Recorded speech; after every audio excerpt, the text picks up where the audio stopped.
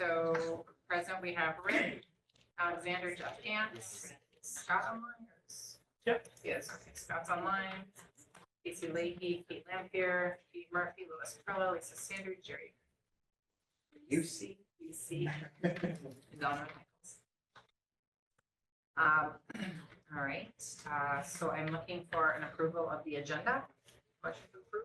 I would like to add something to the agenda. So I move that we add an executive session, full board input about ongoing negotiations with the teachers association. And I suppose we could do that after, like as 9 after ownership linkage, so people don't have to wait. Is there any discussion on the motion? Or is there a second? I second it. Who did? Lois. Okay. Is there any discussion? Okay. All right, so this is proposed adding an executive session to get board input regarding contract negotiations. All in favor? Aye. Opposed? Okay, so we'll have that executive session. Can you just make sure we've got the right verbiage? Fran? Got it. Okay, so with the addition of the executive session, is there a motion to approve the agenda? Second. Move second? Okay. All in favor? Aye. Opposed? Okay. So now we're going to move into approval of minutes. There's 3 separate meetings, 19th of June, 10th of July, 17th of July. Just any questions when you're ready? I move to approve all three. Second.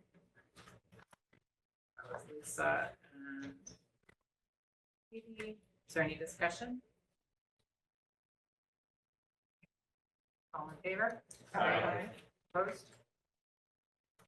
I'm abstaining just because 2 out of the 3 I was. Yeah, I'm going to abstain for the one on the 9th. First, we're going to abstain individually. We have to approve them I'm just individually. abstaining So for just all 3. Abstain all 3. Yeah. Do you want to abstain from all 3 or do you want to do it individually?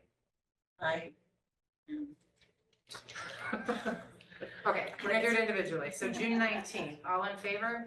Aye. Opposed? Okay, July 10th, all in favor? Opposed? I abstain. Okay, so Lois. I don't even know what I was. We're not. Thank you. Where was I? I don't know. All right, and then July 17th, all in favor? Aye. Opposed? I abstain. And you abstain. Okay. All right, so. Okay, so all 3 are approved with Lois and Kate abstaining from the 10th and Kate abstaining from the 17th. That brings us to our first public comment. Not here to make one. Anybody online?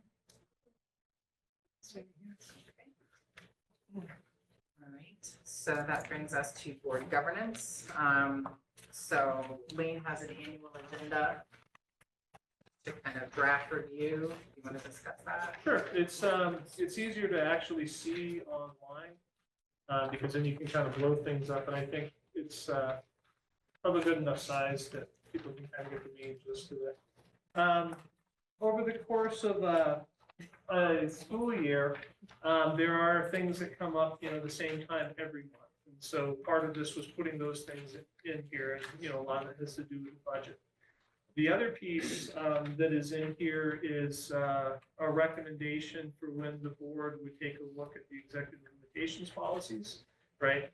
I would provide you with the reports for those meetings to kind of review, ask whatever questions, and then either accept that we're in compliance or that we're not, and send us back to do a little bit more.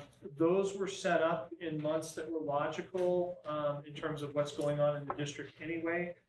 What the EL report is about in those months is typically related to what's happening those months in the regular school year. Like finance stuff comes up around budget time, things like that. And so this would be the recommendation for the agenda. It can be changed, but it gives an overview for the community about what's happening when, as well as the board. And then the more specific agenda items would would still be added kind of after the fact when we do our sit down meeting. So, I don't know if there's questions or. I just so that, because there was some education that happened, a week ago. So the ones that you're seeing now, so how we're doing this is we're actually going to be going over them in these months and improving them. It's not, so does that make sense? We talked about doing the ELs, and in real time, and then moving forward the following years, that's when there would be monitoring reports. So remind me, you're gonna bring the interpretation to us? So for this meeting, you've got the interpretations for 2.0 and 2.8. Okay.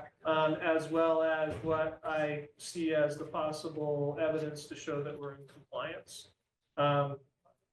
Think it might be best to try to ramp things up a little bit. So like each of these, since these are policies, they have 2 readings. So like 2.0 and 2.8, would be the discussions, kind of the first read this month. Next month would be the potential approval. But what I will also do, if this is okay with the board, is next month, while you're doing the second read of 2.0 and 2.8, I'd have you also be doing the first read of 2.1 and 2.2, just to try to get the interpretations out of the way so you can start getting actual monitoring. That's good. Yeah. Yeah, no, it's fine. I have one question, and it's just a general question in terms of we're going through this, and I'm very positive about doing this. But with the changes that may take place, all of this may change. Okay. Yeah, I think we just have to continue on. Because that's as usual. You're talking about the statewide changes? Yeah. Well, this board probably ceased to exist, so. Exactly. Well, that's why I I think mentioned. in the meantime, no, we're not dead yet. Yeah. I But- just, it's something that Food for thought. I was thinking. Yeah, the state's been wanting most districts to switch to it anyway. And one of the things that we talk about, like with principals when we're meeting on some of the work that they're doing around report cards and things, it's like, hey, we're gonna do this the best we can so that if and when it's combined, hopefully it's our stuff. Yeah, I mean, we still have to function, but it just curious. Yeah, no, good question. So is everyone okay with moving? So we'll have the second read of 2.0 and 2.8 next month, and then the first read, interpretation, first read, discussion of 2.1, 2.2 in September, and then so we're looking at this line right here. We just move everything back a month. Is it okay with that? Okay. All right. Okay, so is there any other questions, thoughts, discussion on this is just a draft, but what our annual agenda will look like in regards to meetings, discussions, and monitoring reports? Okay. All right. And then that brings us to board goals. So the board goals on page 2 here is the new board member orientation, mandatory for the superintendent and the chair, not for everybody. Education, but you're welcome to go. There is an allotment for development for the board, and then a policy governance rehearsal. So for the new board member orientation, I don't know if you guys recall, we had talked about developing a standardized orientation to the board, trying to set somebody up with a mentor, that sort of thing. It has gone quite awry. And did you have suggestions, or did you want the board to just kind of? Could be either way. I've seen like a subcommittee form of the board to just decide what information should we be providing, what should we require, what is going to get people up and running as quickly as possible, and effective as quickly as possible, or you can always delegate. That's a choice of the board. So we have, as of right now, for new boards, we have, what is it, Brown Dog for policy governance. Yep. And then we have, the SBA is like online education, correct? They have a couple of books and manuals that. Do they still have that a meeting that new board members are invited to. I went to that. I found it very useful. I think we do like a asynchronous sort of web This one thing now, yeah. They'll usually do the in-person ones now that COVID is over. It's usually right after, or right around the time of the March votes, because that's when the new board members should be.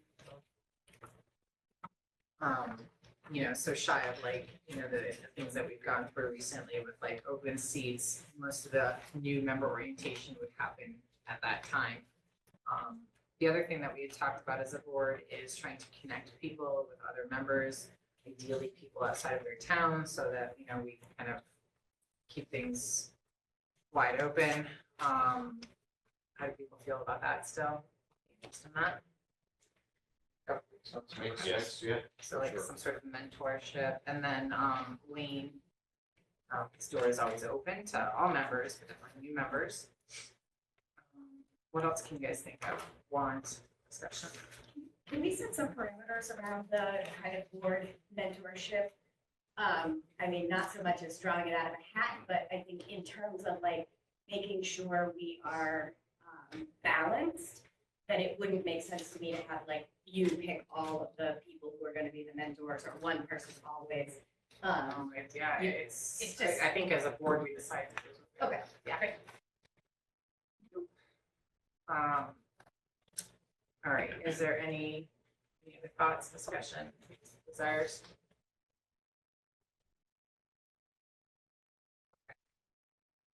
So do you want like a proposal put together, just like a procedure, or do you just want this to be sort of?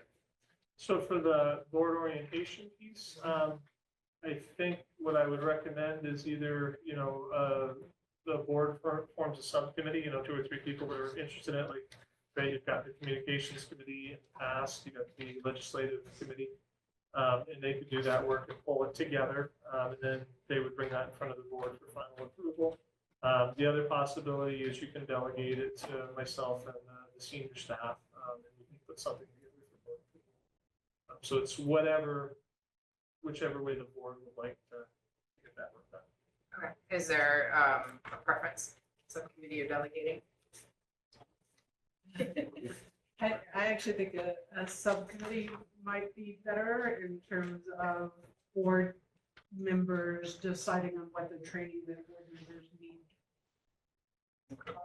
Especially since there's potentially some conflict in that the board is supposed to be his boss in some way. So And we all know what it's like to be a new board member.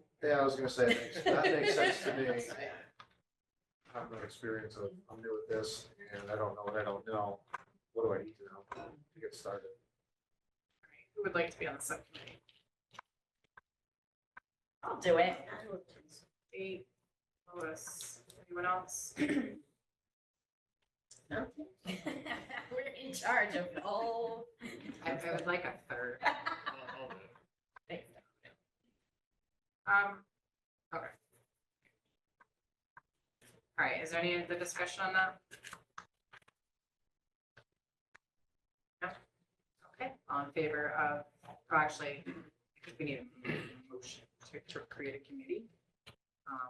Someone like to make that motion? Sure, I move that we create a committee to help onboard the new board members. Is that kind of what we're talking Sounds like to develop a process of onboarding, it's a Okay. standardized process. about? Okay. So the subcommittee would I'll talk go. about it, bring it to the board will discuss vote. Okay. So I Lois has made the motion. second. Right, Lisa seconded. Any further discussion? All in favor? Aye. Opposed? So I'm happy to convene us. Subcommittee. should we nominate people? Volunteered, yeah, we need to nominate. And I guess what I would like to do is maybe set a goal, a deadline. So maybe 2 months, bring it back to the board. That seem reasonable to you? Sure. 2 months. So we'll put that on the upcoming. That's October. orientation, presentation, the subcommittee in October. All right, the mandatory board training. So that's there's a requirement for 8 hours of training with the superintendent and the chair together. And usually how that is done is the VSBA, the Vermont Superintendents Association, does 2 annual conferences, one in the fall and one in the springtime. So the fall one is happening on the 29th and the 30th in Burlington. It doesn't mean that only a chair and a superintendent can attend. If anybody has any interest, just reach out and we can sign you up and register you for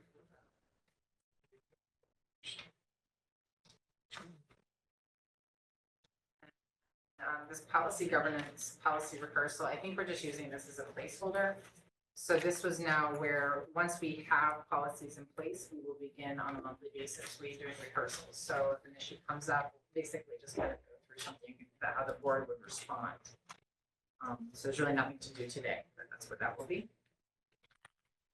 All right, that's gonna move us into monitoring reports. So superintendent's report's been up and out there for a while. A lot of it is about updating the board about what's happening across the district.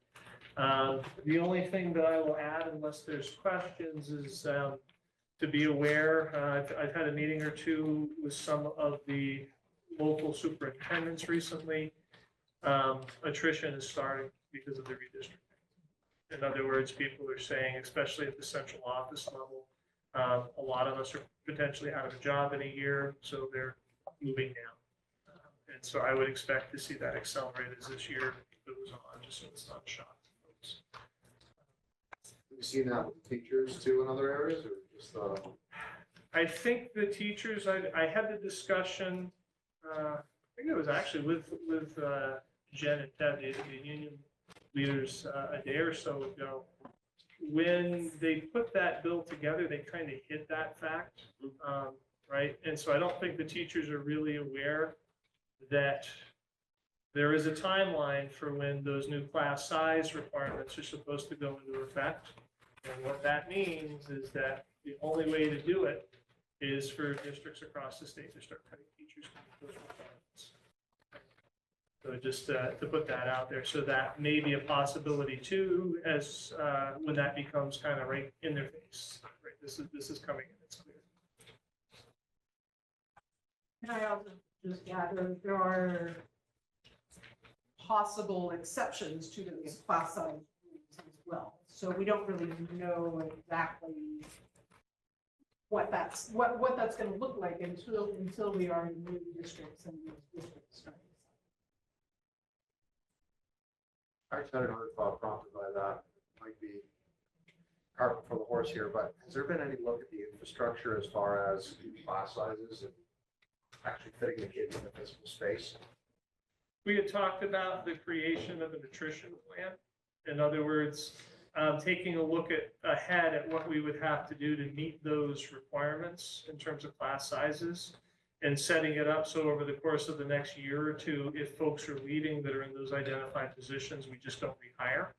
The board seemed negative against that at the time. Well, I think it was before we had like the everything signed. And now we have everything signed by the governor. It seems like it's a go. So perhaps we need to bring that back. There is work on the doors and all that. Okay. Nobody else was reacting, so then it goes in my head. Get ready for the first day with kids. Though I still think that choosing not to hire when we could hire could actually, be a problem in terms of not having the full staff and experience we could have for the students we have now. Though of course, absolute full transparency Right. would have to be there for anyone we were trying to hire in terms of, we don't know. We do anticipate that this position could go away in 1 or 2 years. And of course, as the new hire, you would be the first to go. But if someone under those circumstances still chose to take the job, in my view, that would be a good thing. It's very difficult to operate in a period of transition and limbo. And I wonder if there's any advocacy to the state level around, are there any funds that you can kick down for stipends or incentives to stay so that Vermont students don't go without teachers?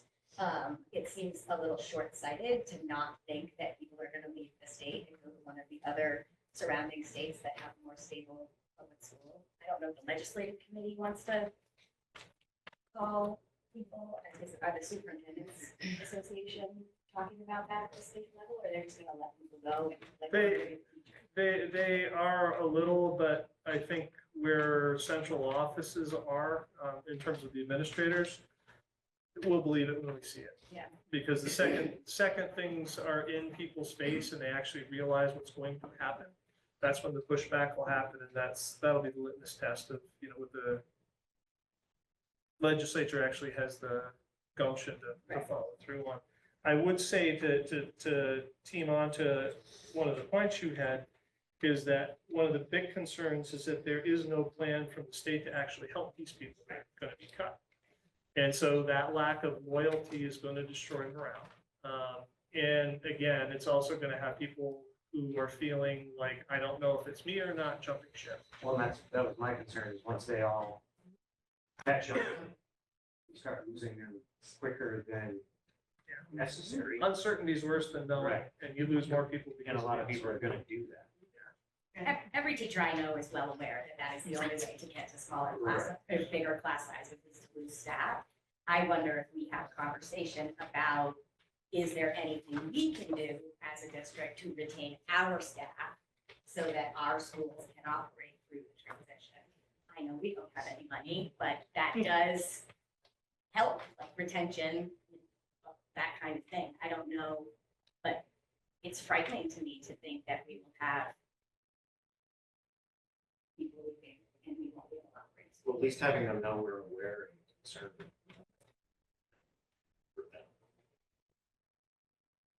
And the same can certainly be true for families with children in schools as well. Be looking for other places, or at least if considering moving here, we should not. Is there any discussion at the administrative level? So, there was, initially a kind of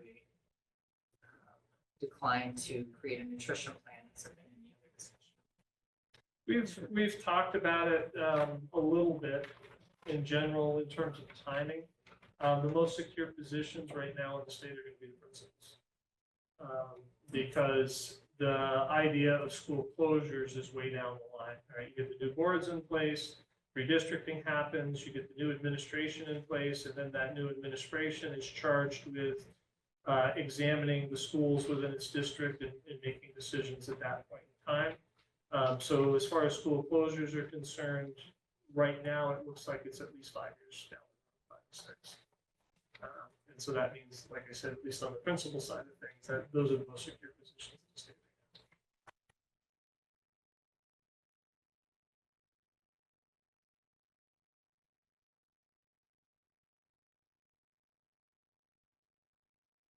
Is there any more discussion about this, or just kind of? Don't know if there's much. It's just more of the state of the law. I think the state just wants to get away from these classrooms that have 5 and 6 kids in it. I mean, it's great to have your kid go there and everything, but it's a huge expense. I don't think the first step is cutting the staff and getting the teacher to student ratio up to where it's supposed to be. And then they're probably going to save more money on cost by closing schools in 5 years. But I don't think you're going to see schools fall apart because you lose a couple teachers. I don't.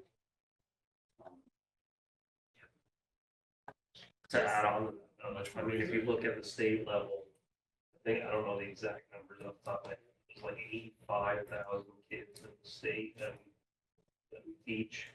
And we went down to 71,000, I think it was.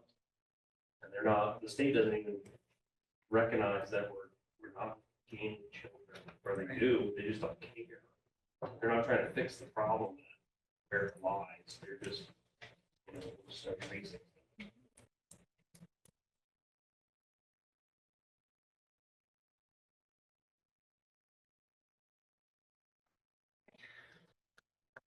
More discussion.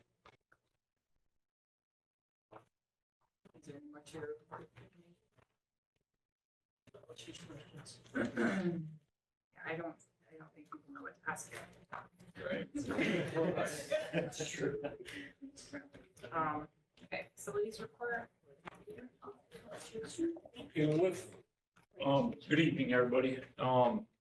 With policy governance, you usually give Lane a written report. I felt it pertinent tonight as much as I had to tell you to come and speak in person, not that I didn't believe Lane could do it. But, in case anybody had any questions, the good news is I think Cavendish is all set. I think we're ready for school to open, so that's the best news.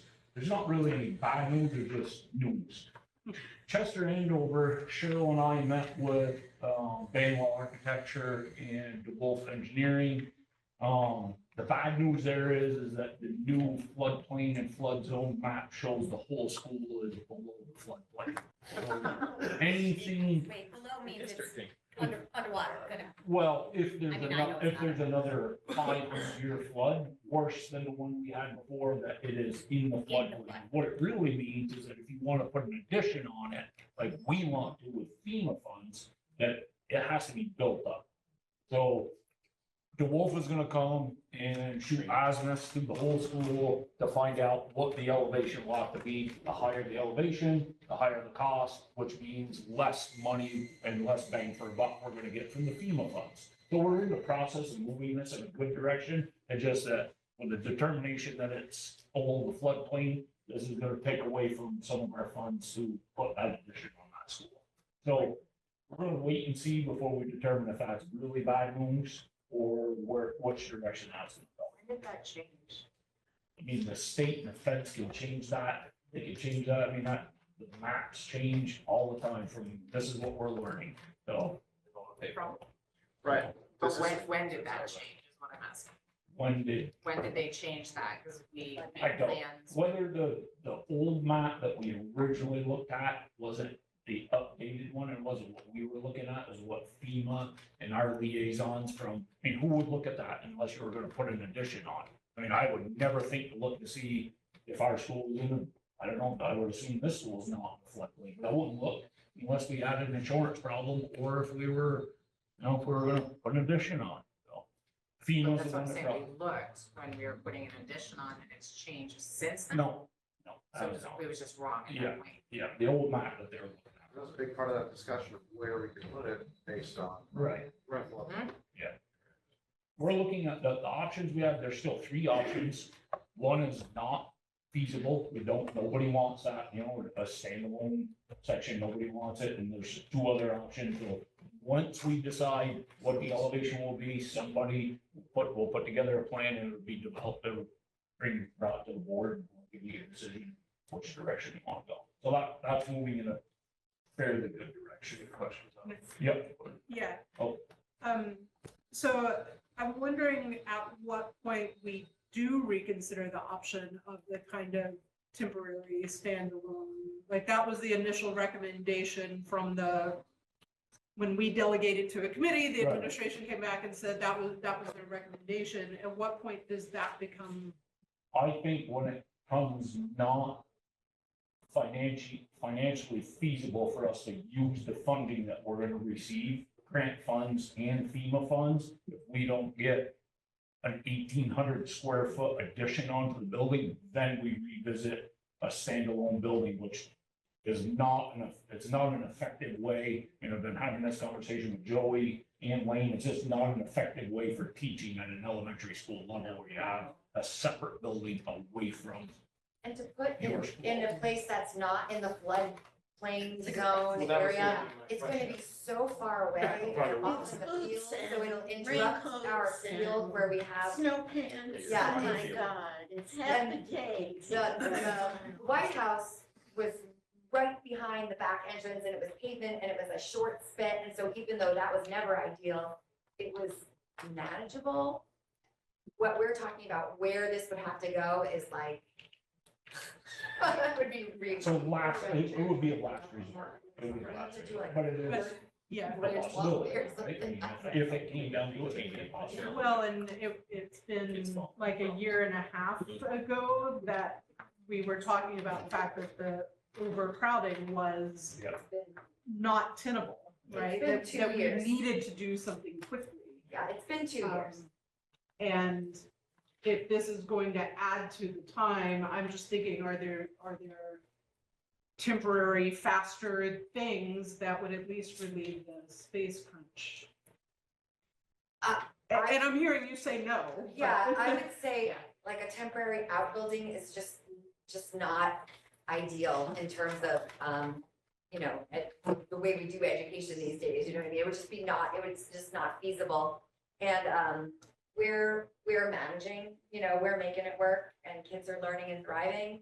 And, the sooner we do it the right way, the better, but we prefer to wait and have it done properly than throw up some half-baked outbuilding that would be weird and temporary. I think once the Yeah. engineer comes through with how much of an elevation change we need to put an addition on, we'll have a lot better idea of what the cost is gonna be, and that will generate how much of an addition we can put on. So I think it's not terrible news, but it's at least moving, we're moving in the direction. You're not talking about raising the current school? No, no, it's only the addition. Whatever we The add on. addition, if it's added on, has to be so many feet above the floodplain for FEMA. This is for FEMA, not for anything else. This is for FEMA to give us this. Do it. And Yeah. do you mean creating like an upstairs? or you No, just don't we're want- talking a ramp. 2 or 3 There'd be a feet. ramp, Like in the Outer Banks. a where they couple have- feet, yeah. Also, it would be like steps to get in and then a ramp, and it's like we did it out front, we have front steps and a ramp, and then it would have to, again, Yeah. front steps and a ramp. And the school still remains in the floodplain. Yeah, so the school, so someday we might have a swimming pool. Right, right. Okay. So moving on to GM. As you can see, everything is happening here, and it's not happening at the pace that I'm happy about. So it's been a very tense Frustrating. past 3 or 4 days. This is contributed from tariffs from our federal government to Canada being on edge with the United States because our wood doors the lumber is coming out of Canada to build wood doors. It's coming from subcontractors not doing what they're supposed to. I will give a shout out to a local company. Countryside is doing the fire alarm upgrade, and you can see them here now because I told them I really want this done. We have our TRCU in service this tomorrow. So they're here making sure everything is buttoned up and tied up. The door project, they're gonna work through the weekend. Made it very clear that needs to be done by Monday when our teachers are in the building full time. The doors are great and there's no problem with the quality. But there's been some hiccups along the way, nothing that I'm worried we're not getting our bang for our buck. It's coming, but it's just not at the pace that I expected it to be, but it's working out. The fire alarm is, after talking with Mike Blaze and with Luke, this is a lot more in-depth than I ever thought it was. It's geared towards any child that may have epilepsy or seizures from lights. The lights are all sequential going down the hallway, so you can follow them if it's filled with smoke. And they're in classrooms, and we've added, I think, 31 visible flashers in rooms that never had them before. I mean, this is a huge upgrade for our building, so that's really, really good. We do have another project. The other project that the board approved was granite state glass for that door. That's getting done tomorrow, which is a month later than what they were supposed to, but that's getting done tomorrow. Athletics at Green Mountain's up and running. I'm sure some of your kids are playing. They were running 2-a-days now, but the state decided they couldn't do those for the first 5 days, but they're now doing it. This isn't a dig at anybody, just a heads up, right? It's disappointing that, we couldn't have softball past few years. And I try to say, look, you can't make kids play, and there's just other things going on. We're prepared, we're going to, I'm working on the member-to-member paperwork right now. Bellows Falls canceled their boys soccer season this year, varsity boys. That's Bellows Falls, bigger They school. didn't have enough They kids. didn't have enough kids. So we are gonna take somewhere between 1 and 4 of their kids here and play with ours. So not that it makes it better that we don't have enough girls to play softball, it's just, this isn't just our schools, right? It's everybody there's so much for kids to do that you're spreading things so thin that, so anyways, we're gonna help out BF and we're bring their, 1 to 4 of their kids here. Remember. Okay, last but not least, PCBs. Our ECA has been approved.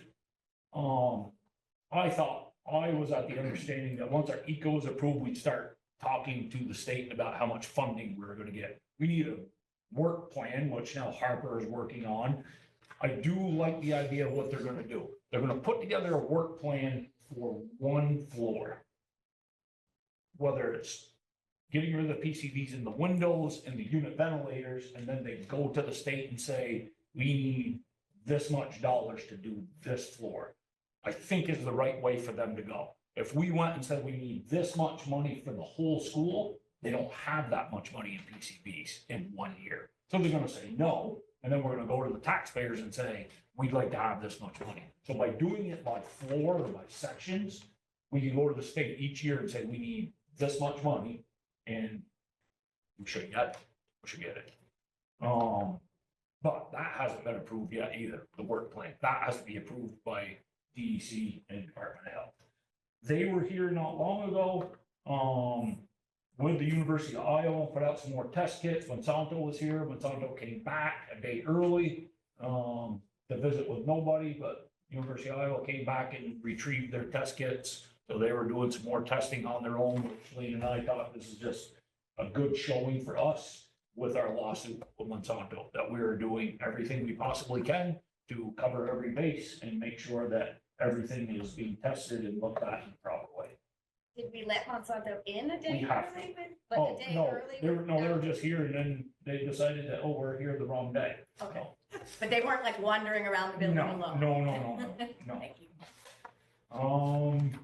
And that's it, unless anybody's got any questions. We're on it. Thank you. Those look good. Thanks, Todd.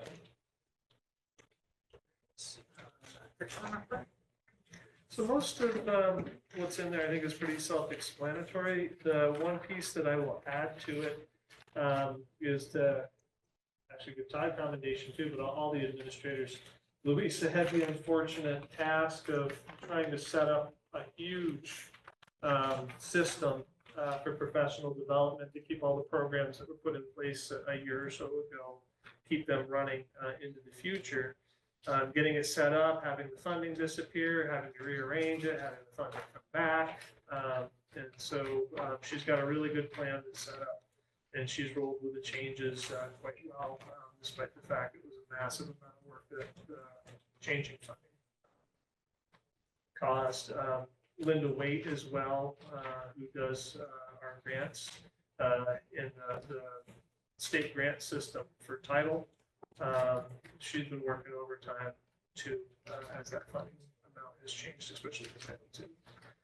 So just some, I won't say congratulations, but thank yous for exceptional work given tough circumstances. Let's ask with the funding that you're talking about that has been taken back and going back and forth. Have we like gotten a check? Or are we still? That's gone to the state. The state has given us substantive, there's a funny word they use, but we have approval that yes, we can go and spend it. Yeah. And so that she's been scrambling around, got that revamped in terms of what we need, as well as what has been working in the system to get the final approvals. Yeah, good question. Any questions about the curriculum report?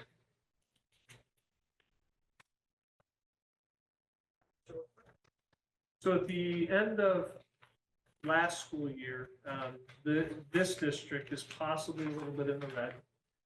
We won't know until the audit is complete. It would be due to special education costs. It's happened here before. It's not unusual. If it is confirmed by the auditors that, yeah, you know, you're in the red, we have to put together what's called a financial recovery plan. We have to basically tell the state what we're going to do to make sure that the rules are paid. You know how much in the red, or even close? Again, has to be confirmed by the auditors, but if I remember talking with Cheryl, I think it was in like the 150% range.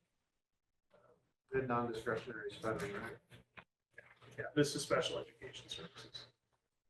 You know, that amount is would basically be part of what you give the cost of things. It's typically well over 100,000 if you kind of send a kid out to outplacement, and that doesn't include the cost to do the transportation.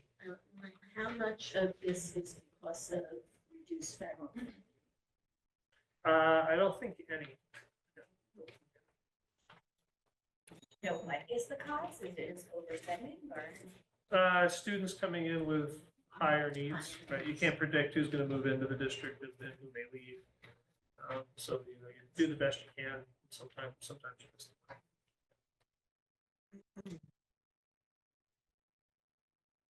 Discussion. Will Cheryl be attending any of the meetings during budgetary season? Oh, yeah. Oh, yeah. She's had some family stuff that she's been involved with. She actually was letting her time otherwise.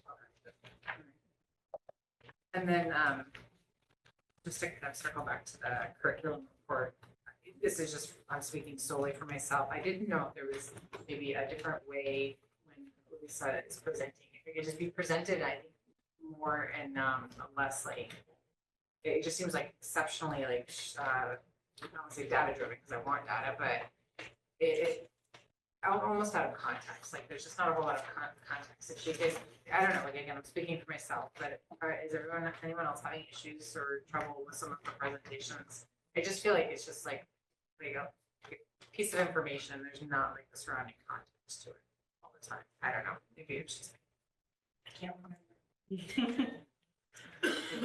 Quarterly will be coming Okay, all right. And I do just really appreciate having the data pieces as something I can actually look at, so in the folder or. The context, like previous data compared to this data, like it's just these like points in time that they don't like it doesn't mean anything to me unless I've got something to compare it to. I know what you're talking about, and Yeah. I do have that experience too. It's just the point of time information doesn't tell you, is that good, is that bad? How do you Exactly. compare that, how are we making progress? So I do very much want to see progress data compared to comparative. Yeah. We want to see the change rather than. Just, yeah. longitudinal. How it's. So actually, laid out. it's helpful because I was at first thinking it was the context in terms of why are we doing this work? No. What it is about understanding the data, making sure it's showing. Exactly. Yes, thank you. Data is extremely important. It's just being able to compare the data so that you understand what the direction is. Okay, if there's no more on the monitoring reports, we'll move on. So that brings us to protocol for communications from the board. So Lee has. And these weren't meant to be like final, they're meant to be a starting point. I don't even know if I would necessarily recommend them, but they do cover all the needs that we've experienced over, the past couple of months. And so protocol is not a policy, protocol is just kind of how we do what we do. And so one of them is designed to manage when a communication has to go out from the board in a time restrained manner, right? It comes in, you got so many days to do it, and it's difficult, especially like summertime, people on vacation, to get everybody in together for an emergency meeting to get it done, what are you gonna do? And so this may be something for a discussion of the full board and making some decisions if they want to do this, or if they do what needs to be changed, or it could be a sub.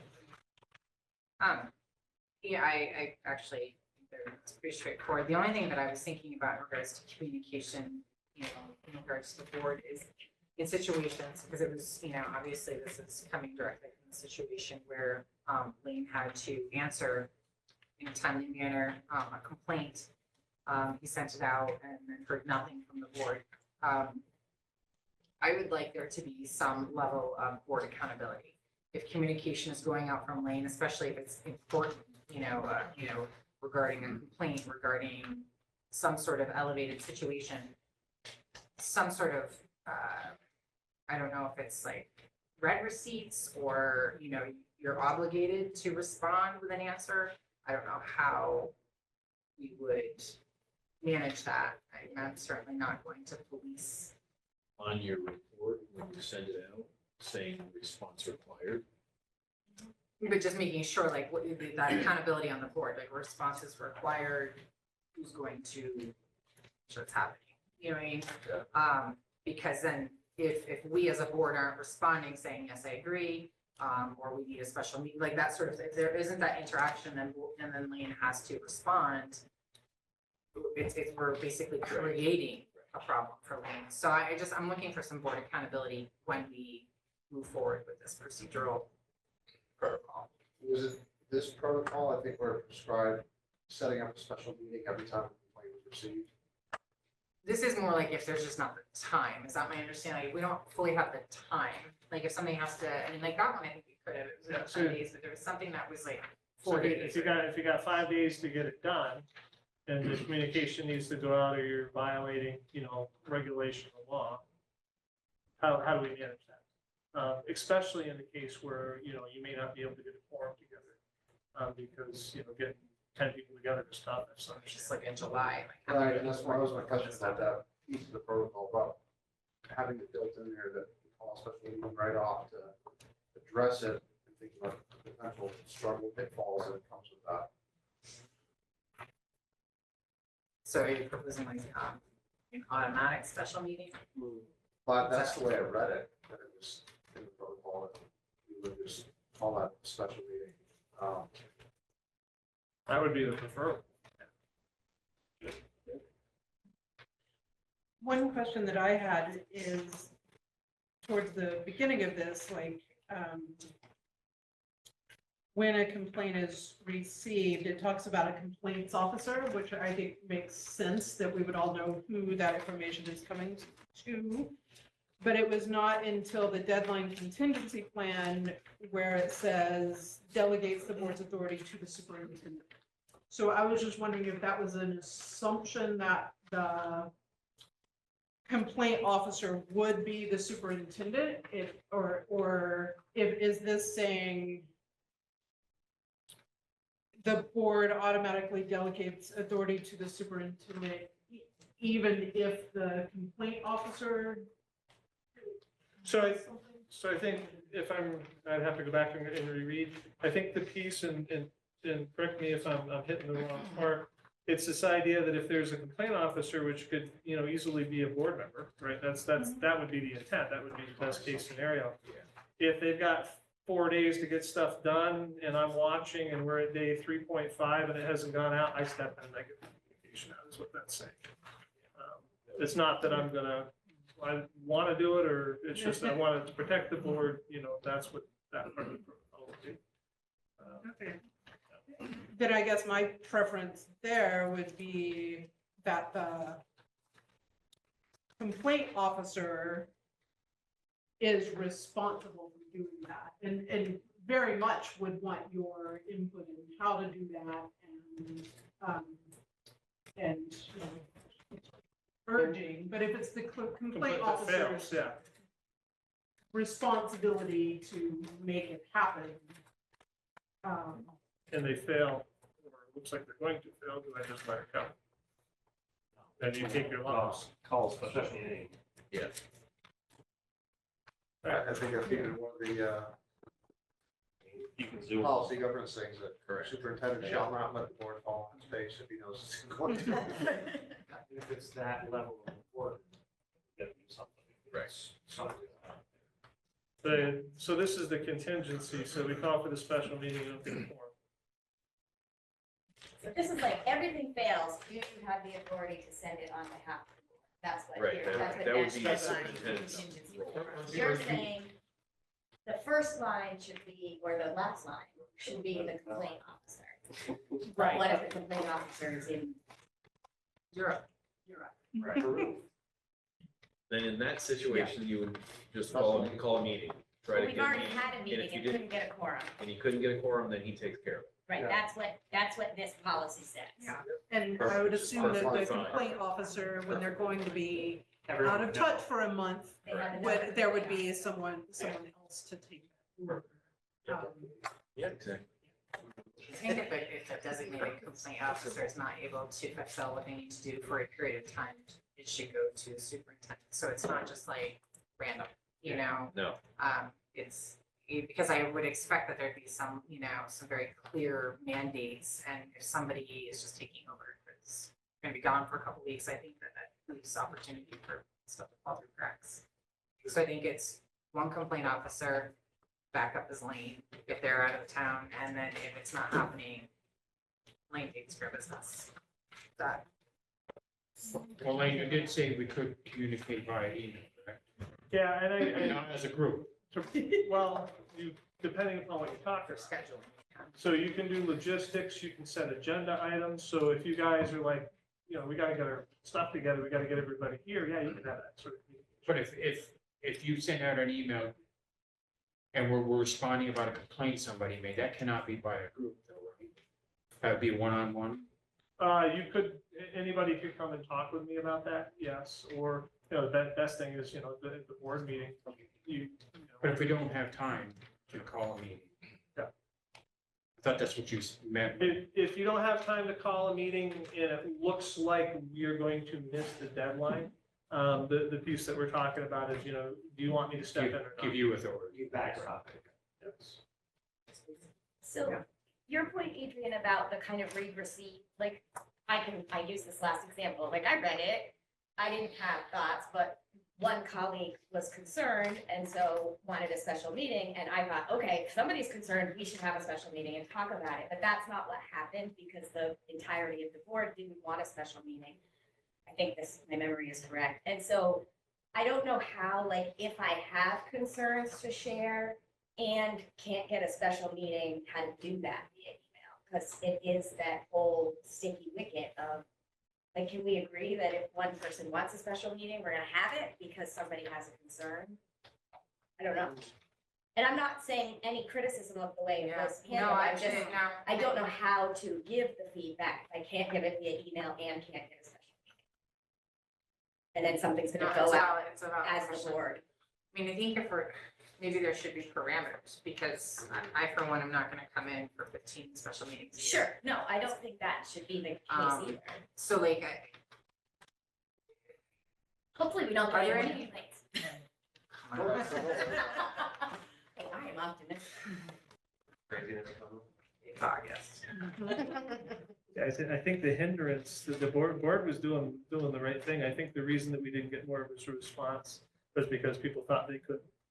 Right, which- right. which is- I thought I couldn't. Yeah. I didn't want to engage in an email discussion about the, Right. the thing, and so I thought, let's have a special meeting, because then we can just talk about I it. think the other thing too is, and I even was guilty of this when I read it, I don't think I realized that there was a need for me to respond.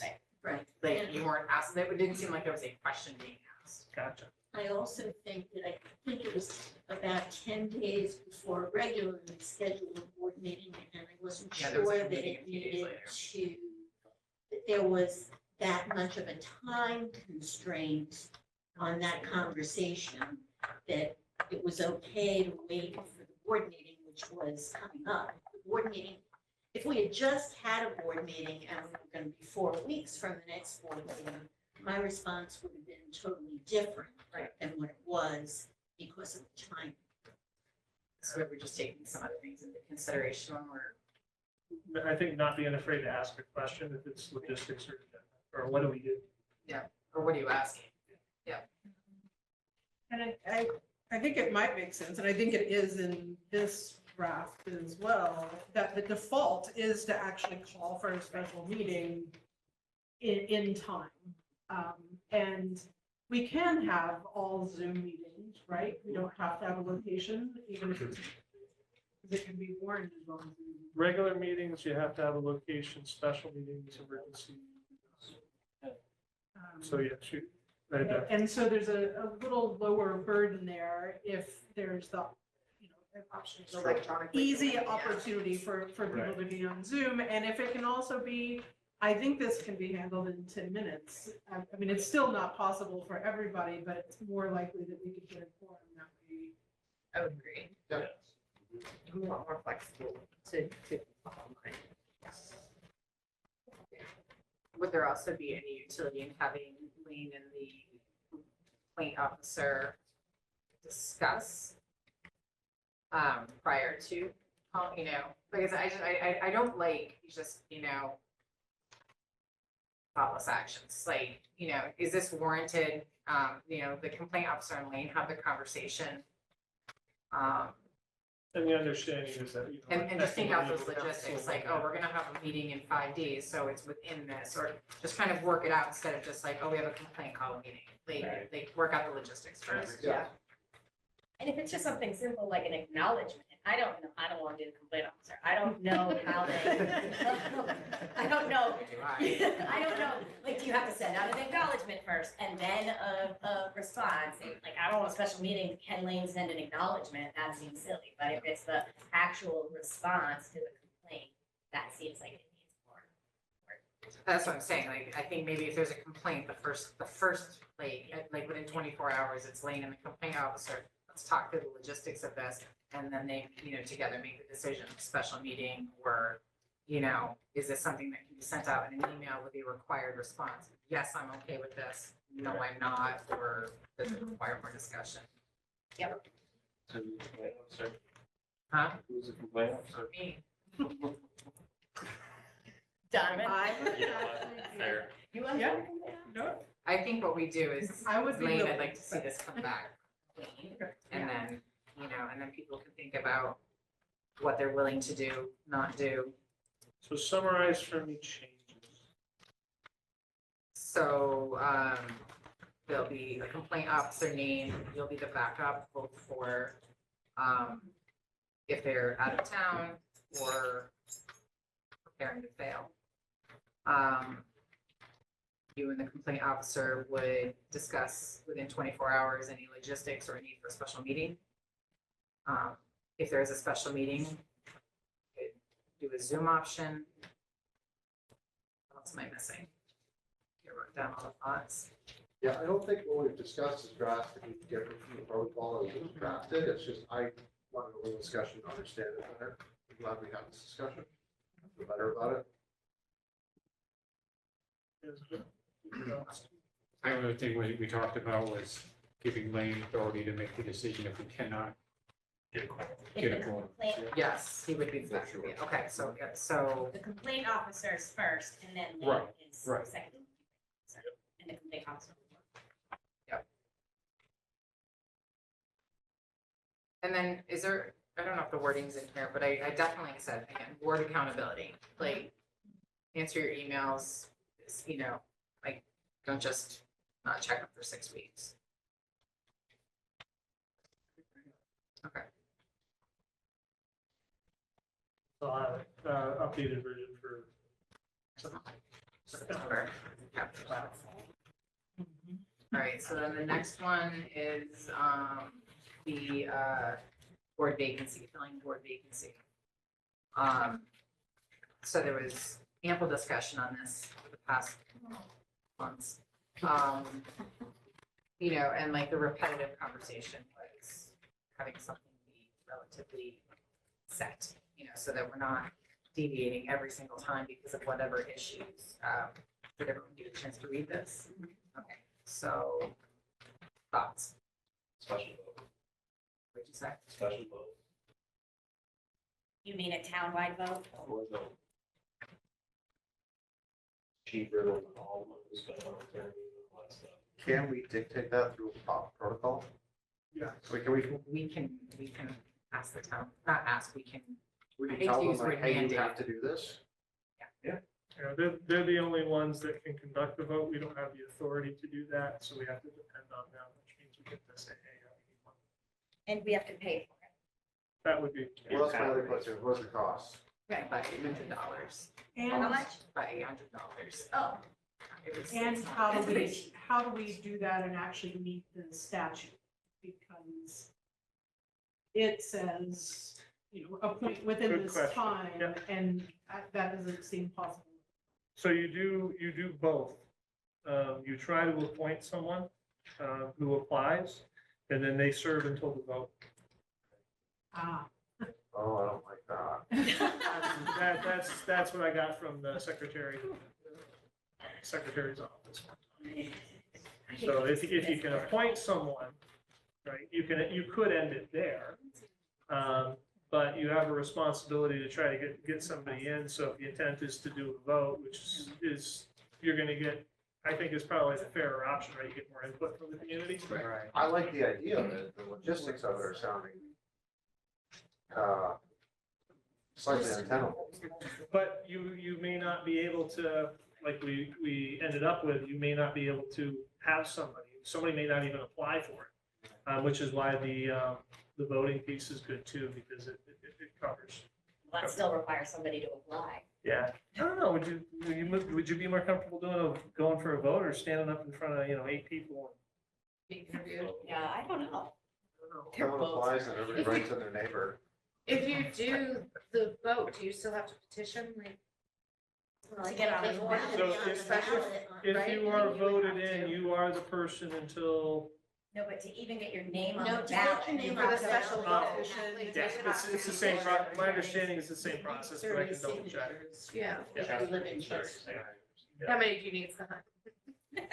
thank you. You need 12.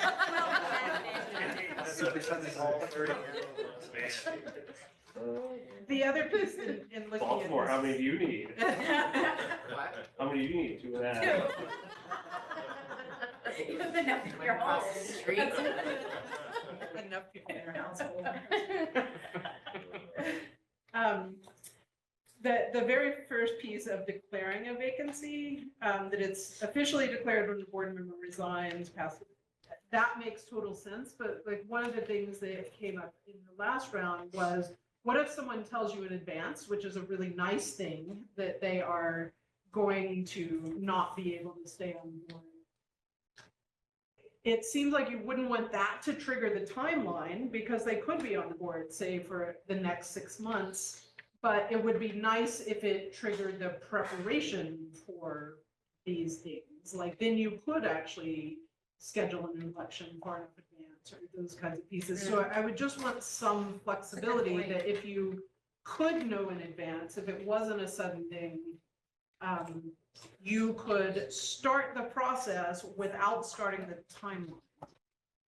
And that might be something to put into your new board orientation, is maybe it becomes a board expectation, and unless it's a family emergency or some dynamic, if you're, before you try. There's some sort of, professional courtesy that you're gonna let the board know, 3 months in advance. The declaration or of some. The school board or its delegate must notify the relevant town manager of the vacancy within 5 days. So if he said, now I'm gonna resign in 6 months or 3 months, we're well within 5 days, even if we wanted ahead of time, and then again at day 5. I don't see why you couldn't get ahead of the timeline the way it's written. Yeah, as long as they wouldn't Yes. assume the elected position, that would be the only thing, is if we go to a vote and they're elected, does that remove the person from their elected seat? I mean, I guess the person would have to be willing to, once the election happens. I don't think we would hold the vote before, if somebody gives us 3 months' notice, we should be able to coordinate Time it. an election and make the timing work. But right now, that giving notice started the, 35-day timeline of the state statute for appointing someone. And so in that case, it would be good if we didn't have to appoint someone temporarily before the election, if there was. Because they could say, I'm giving 3 months notice, my last day is June 4th. Yeah. June 4th is when the clock starts, Right. not the day they gave their notice 2.5 months earlier. But our preparation. But your preparation has got a election scheduled for June 7th. Yeah. Would the, would that be with the conversation like, city needs to set up or? It's also something that could be done when, well, maybe not, because you could get right into it, but like Steve's position went because nobody ran in cabinet. So we knew there could have been write-ins and write-ins to get somebody elected, but that's also something that can be. That's more, but that's more often is that somebody doesn't even run. Right. And in one of then these you're like, special. You already had elections, somebody it might not have run, been- now you're gonna have another election for somebody to not run.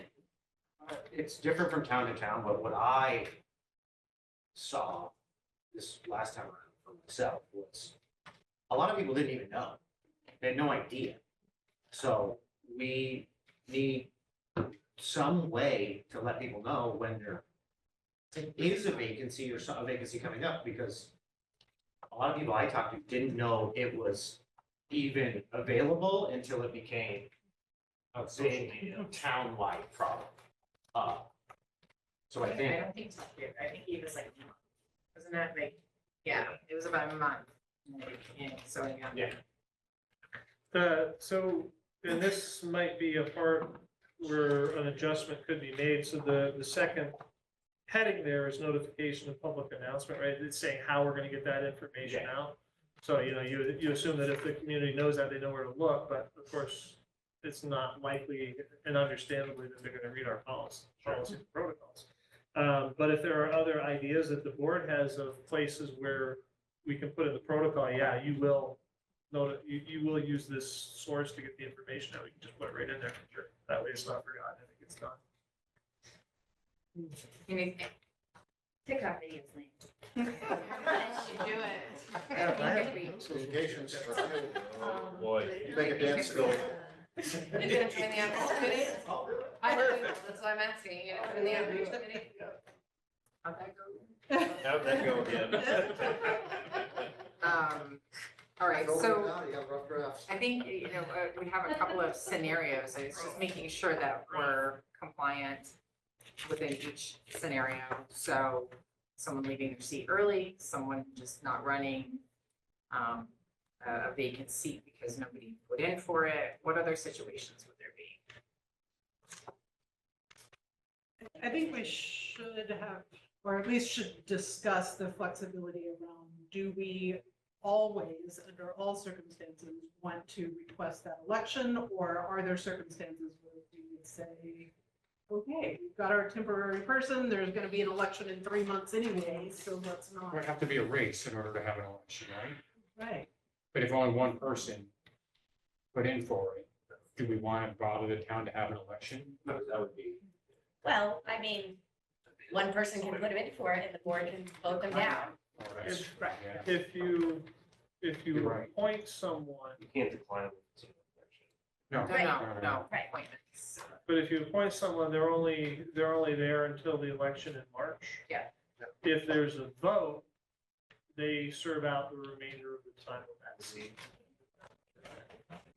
So one might be, might get you up, might get you up to a year, the other, depending upon when the person resigned, could get you 2.5 years or so. Do you know of any other boards that do that?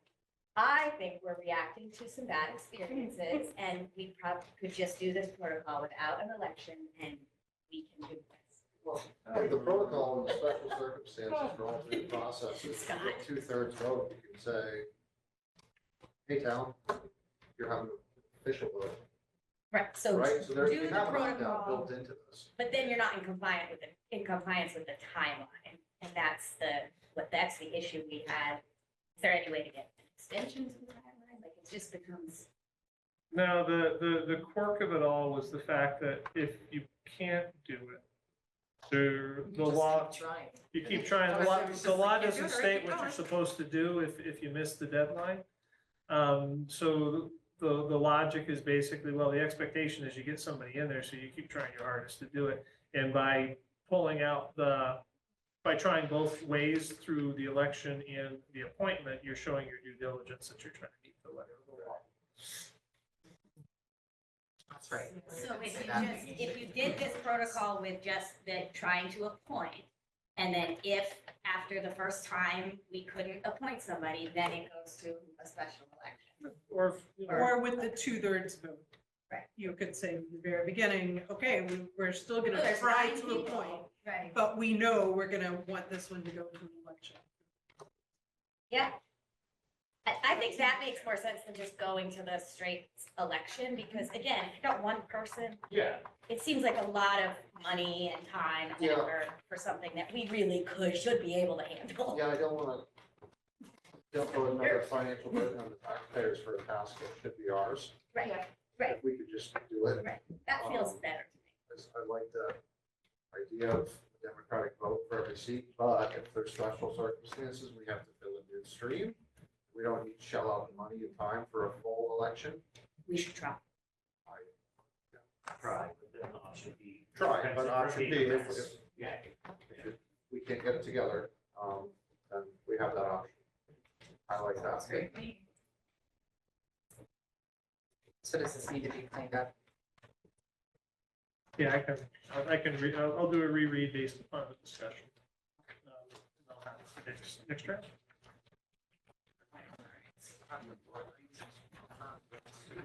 Drafts. All right, good with that? All right, so that brings us to renegotiated contract. So this was, actually, we're just, we don't have to be in executive session. This came about with a request that Joey had made to renegotiate her contract, which was appropriate, given the timing of things. I went, did the research, VSA, the Vermont Principals Association, puts together the demographic data, you know, how long is a person served in a position, what are the fees across the state besides school. The reality is that all the principals in Greenbelt are seriously underpaid based upon the demographics. The elementary principal range for a school like Joey with about the number of years of experience out there is in the $110,000 to $113,000 range. The other piece we talked about a little bit was the vacation time. Usually at some point in time as a reward for staying with the district, you know, they get an additional week or two. Here they've already got 20 days.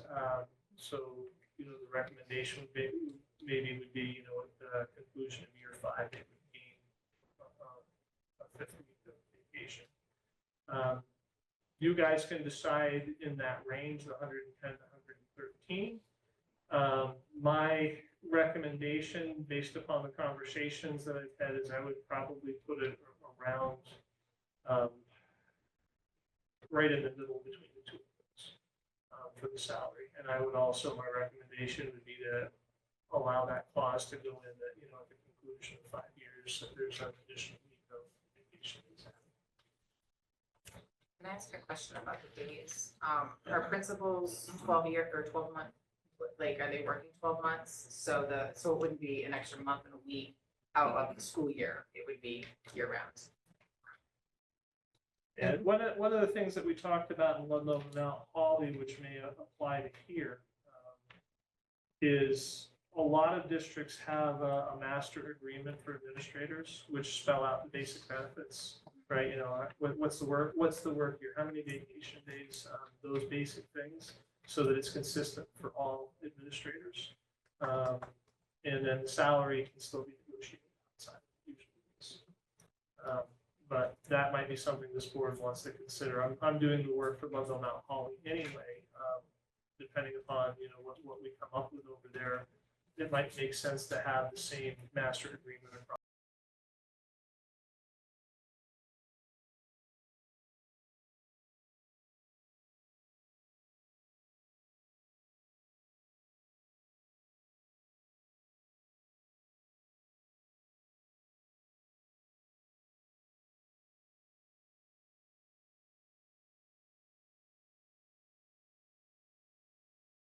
That they are supposed to all be in the competitive range for a demographic. And equitable based Yep. on a protocol internally. And so that will happen through a discussion with the principals as we get ready for the budget season, to be able to build it into the budget so that those changes happen in the coming year. Right, but then we'll have one principal in the competitive range and all the rest of the principals in a lower range for an entire school year. That would happen potentially without that structure that we talked about that would equalize things, just because of when she came up for negotiations, right? They don't all come up for negotiations on their contracts at the same time. Okay, and this is because the timing of that, we messed the timing up. I did, yeah. That was, that was my fault. She was had a 2-year contract, and the information I got was that Got it, it was okay. ending, which it wasn't. She was in the middle. So that feels better then, because that would have been addressed at the time of that, and then every other principals will be addressed at the time of their contract. Or if we get things straightened out and the board is happy with what the equalization resolution is, could just be voted and put in the budget for the next year, and we make all the adjustments at once in the next budget cycle. How will you be presenting how they're equalized?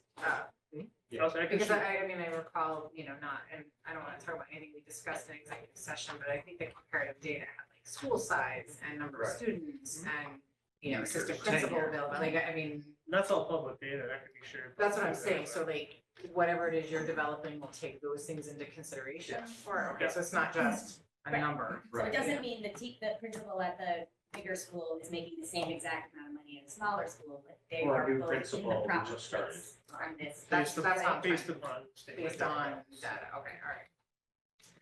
I also just want to put this a little bit into the context of the current staff and teacher negotiations. So the ways we are talking about equity and competitiveness for those salaries are the kinds of things that the Teachers Association, and I'm guessing the staff, are voicing as well. And so there will be problems if we are prioritizing the equity and competitiveness for administration and not doing the same thing at the level for the teachers and the staff. And to be clear, I speak for myself. I think there should be equity for everybody that works in our district and competitiveness for everybody. That's how the equity is being defined. Right. Of course, yeah, there are different ways to define equity and measure it, and we can disagree and talk about that, but there will definitely be some upset at negotiating some contracts and not. Well, we'll go a whole month with somebody not being mad at us. No negotiations ever. Yeah. What? Negotiations never. No. I and it's mean, I never think fun. that the issue with this one that makes it feel appropriate to do is that we approved the contract. The principal wasn't given the opportunity to negotiate their contract because we made a mistake. Yeah. And that, we are rectifying that mistake. We need to address all of the other issues with equity and contracts, but that one stands alone in my mind because there was an error. We need to fix that. And legitimately, and the argument can go both ways, but legitimately, her first year contract was significantly lower than the norm. And so some of this would help to make up for that. Okay, all right, so, Should we And she's decide- here, she can. I don't mean to be cocky. Should we decide on the raise, would that go into effect immediately or the beginning of the school year, So she's technically starting a new kind of cycle because you gave her a contract. You extended, the time of her contract, so it would go into effect this year. Immediately upon you voting on it, Okay. her signing off on the contract to accept it. I like the question. idea of talking about or voting on the pay and then coming up with a administrative vacation so that it is exactly the same for everybody. So I'll make sure that as those discussions go, and that, a lot of that'll be developed just like you would with the teachers. Is, I'll sit down with the principals at their meetings and say, hey, this is what the norms are around the state. What's most important? So they've got input into what's there. And the board obviously has fun. So, that's what- Alright, so your recommendation is to approve the salary increase to somewhere between 110 and 113. You're saying you're recommending the Senate?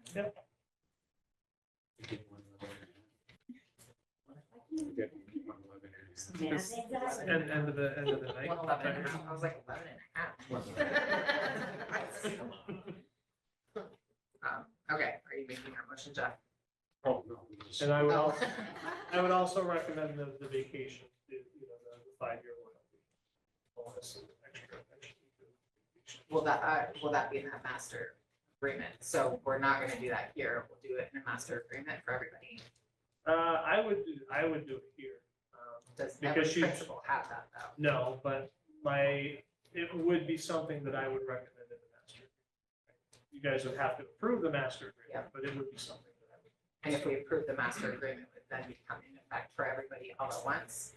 I don't feel comfortable with that, just given, we don't know how much that costs, we don't know, and so for me personally, if I'm voting on that for one principal, I'm going to approve it for all of the principals, and I don't have enough information to approve it for all principals. Well, that's why the rest, it's gonna be easier to work it through as we go through budget season. Yeah, but it's gonna be, if you come back and tell me it costs us, $100,000 to give every principal in our district another week of vacation, and I'm looking at cutting a Spanish teacher or giving each principal another week of vacation, I don't wanna, I'm sorry, I wanna pick the Spanish teacher.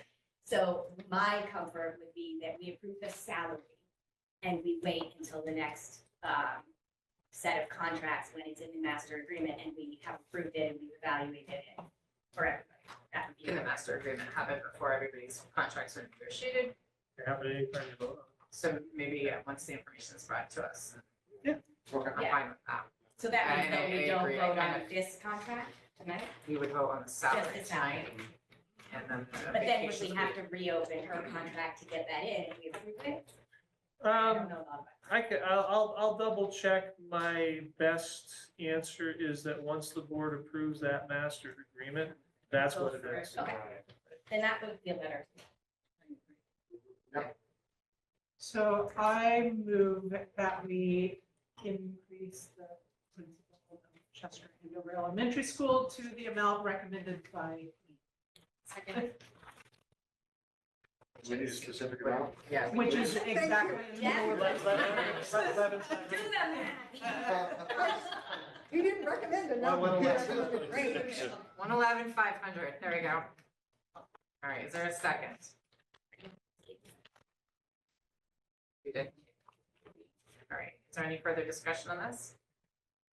All right, all in favor? Opposed? Okay, motion passes. All right, so that brings us to new business, unless there's anything else. So we have contract approval.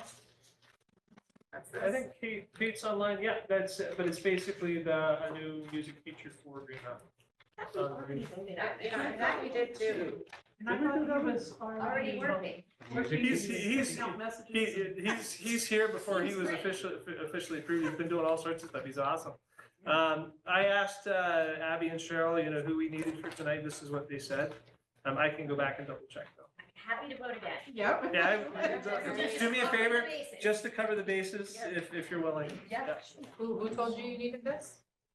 Usually I rely on HR and payroll. So I talked to Cheryl. Abby's our HR director. So what do you need for a motion? Just to approve the hire of Ian? I make that motion. Second. Good, real good.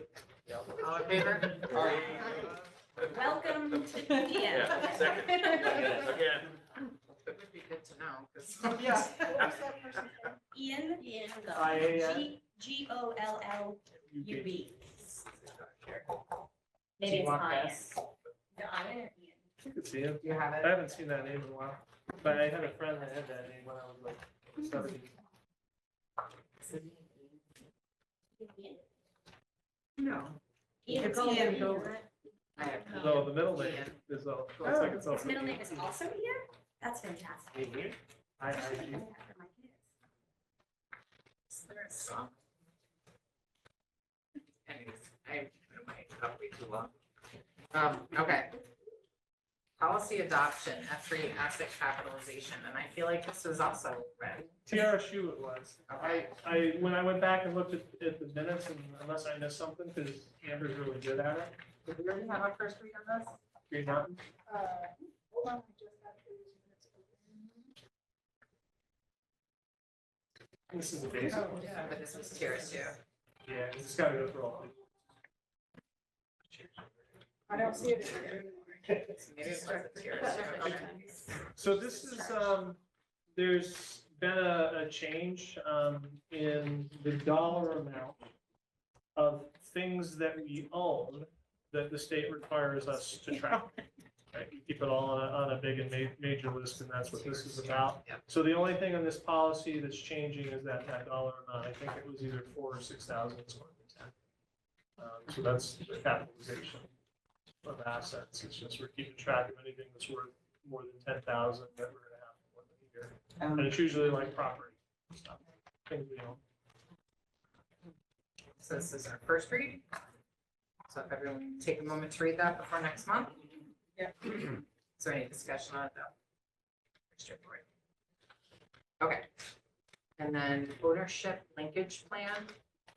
So this was more of a just throwing it out there. In terms of policy governance, one of the key pieces, and it's one of the ones that boards typically struggle the most with, is the ownership linkage plan. Your ownership is the community, and so it's important for the board to be connecting with that community and hearing what their desires are, what they're happy about, what they're not. I do it anyway, but it's a board responsibility. And so what a lot of districts will do is they'll set up a list of the things that they're going to do as a board to try to get out, connect with the community, hear from them, to make sure that we're incorporating their desires as we spend their money, which is really important. But again, it's not a necessity, but it's a thing that we do. Is it put onto like the annual calendar? Is it like that sort of thing? So if you decide that you're going to develop a plan, then the events that the board would hold, or the things that you would do would go into the. Because just got me thinking about that. If we say like, well, I'll go to the soccer game and interact with people. If there's more than 3 of us in one spot, we're having a meeting, right? If you're above the quorum, but you do have there's a little bit more flexibility of it, because at the same time, you have a responsibility to talk with your constituents. So I don't think, I wouldn't purposely violate it, but if there's accidentally 4 of you there and you don't know. Well, and you can still be there, like you can go to a party together, you just can't discuss, Things that you might. you can't make a decision or. This is a small town, they can have a forum in the grocery store. That's right. Unintentionally, I'm saying if we intentionally, like, we're gonna go have a board engagement plan, we're all going to the game, we'll be there. One of the things that I've seen boards do is like at the athletic events, you know how they're not really tents, they're like 4 legs with I don't know. Yeah. Canopies, Yeah. pop-ups. So some of them the boards will take one of the athletic canopies, they'll set it up and they'll put, school board, or announce that they're there if people want to come and talk. It's a more focused way, but just ideas. Just going to the school events that we might be at anyway, like soccer games. Yeah. Um, And those also, especially if they're school events, they fall under the heading of a direct observation, right? So, if there's certain things we're supposed to be working on in terms of the ends, the goals that we're achieving on behalf of kids, some of those things that you go to and participate in would give you evidence of whether those things are being met or not. So that's not bad. So we have some sporting events. Does this need to be defined, or can it be spontaneous? So it's completely up to the board. I'm just offering, the possibilities out there. What a lot of them will do is, OSSD did when I first got there. They had a list of like all the school events across the district, and they would assign, 1 or 2 people to go to this one, and these two are gonna go to that one, and then they would be able to come back and share, what they were learning, what they got. I was just thinking like attending like the National Night Out and things like that and having a booth, I mean, why not? We want families and community members to be involved. That's a great way to do it. You're putting yourself out in your communities and. It's fair and formal. Yeah. Could we just get a calendar of all the events and, I mean, I imagine each school has one and then we can sign up. But also, individually, maybe get a list from our town offices of upcoming things like Chester Fall Festival. I mean, nothing happens in Baltimore. We do have a townwide, yard sale in August, so whatever. I mean, but It also- even doing that though, like. We're teasing, like, we don't. But no, like putting yourself out there at any event. Going to select board meetings maybe, Like. just, but it would be good for us to, as a board, kind of have. Put it in the transfer station, whether Yeah, I'm that's seeking usually, it or not. that's usually the big one. But it can also change the nature of your board comments section. What a lot of boards will do is if they're going out to all these activities that are happening in and around the schools and talking with folks, it's literally the board members will sit down in the board comment section and we'll talk about the good things that they saw and what they heard. And that's also good because you're also telling the community what's happening in your schools. And you're getting that information out. So it's kind of you get a double effect from it. All right, so why don't we keep this on the agenda? We will revisit it next month. Maybe if someone could volunteer from each town to bring in, a town calendar, and then you can bring in the school ones. And we can maybe create some sort of sign-up event, and then we'll just make it public, because it would also be good for the public to know that we're gonna do those things. And then we can, maybe after that's done, maybe do the ownership linkage / board comment. So it's not two separate things. Yeah, it's, I think it's gonna be important, especially given the magnitude of change that's possible. Because it really does help soothe people to just be able to. All right, is there any more discussion on that? All right, so that brings us to our first executive limitation interpretation, first read. So that is gonna be, I think, E 2.0, policy 2.0. Is in your packet. People pre-read it. Yep. 2.8 is the biggest one, so I'll go ahead and use them first.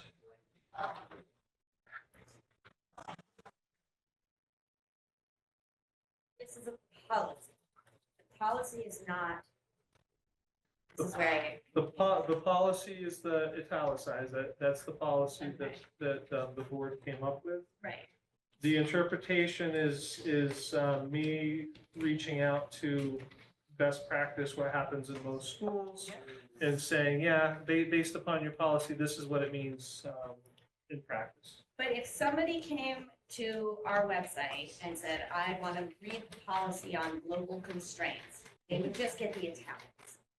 Right? And these are public documents as well. But yes, we put together Sydney did a pretty good job. We took your separate policies there in an actual manual now, so that once the board has finally approved all of them, that'll go up on the website. Right. I guess I'm not asking my question. We are approving the italics, but what we decided is we want to see your interpretation and rationale and all of that in order to approve that. It's there. Got it. Did you read this ahead of time, or do you need a few minutes I now? need a second. And this is first read anyway.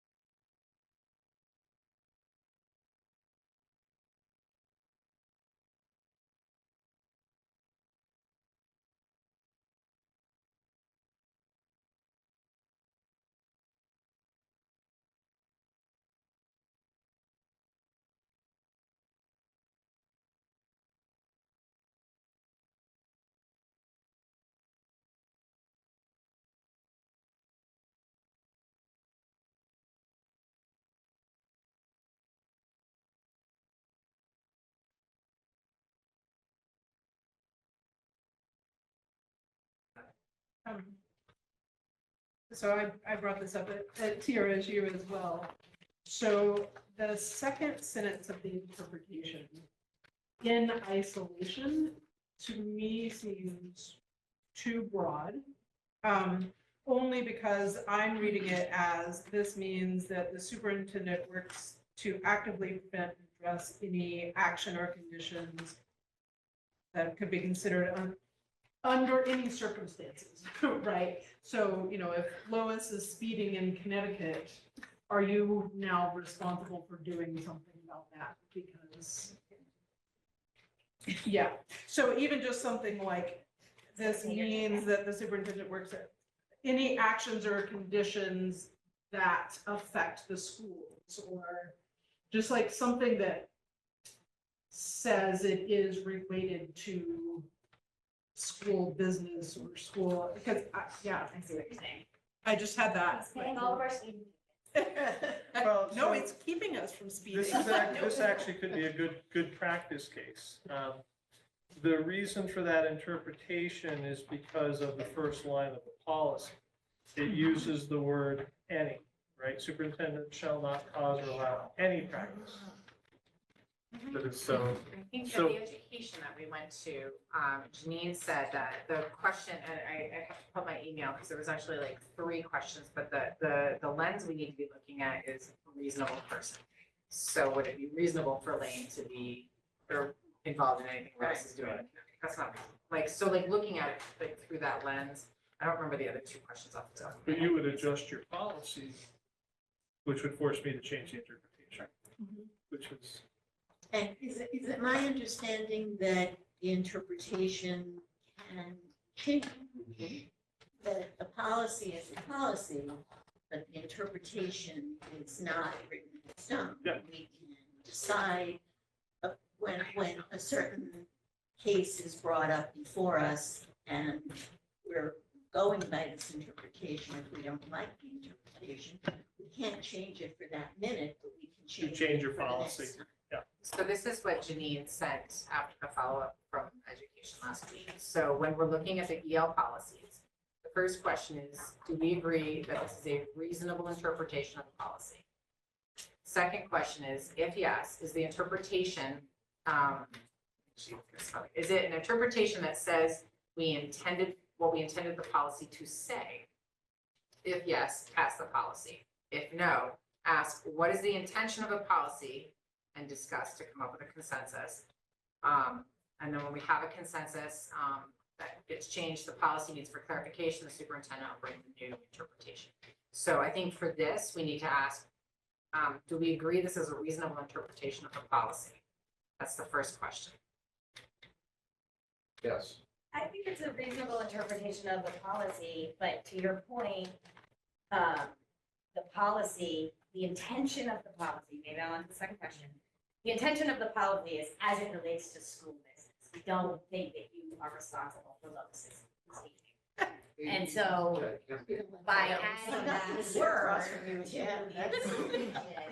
like, do you think you're responsible for Lois's speaking? So, I'm sorry. no, I agree with what Lisa is saying, but the fix is you change your wording, which then changes my interpretation. So if we changed our wording, right, the intention of it was school business. If we added something about the school business to the policy, your interpretation would then change that. You wouldn't feel comfortable changing your interpretation, understanding the intention of the policy.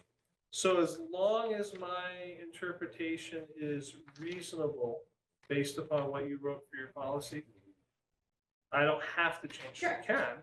Sure. But the point of that is it's to force the board to really narrow down what it wants.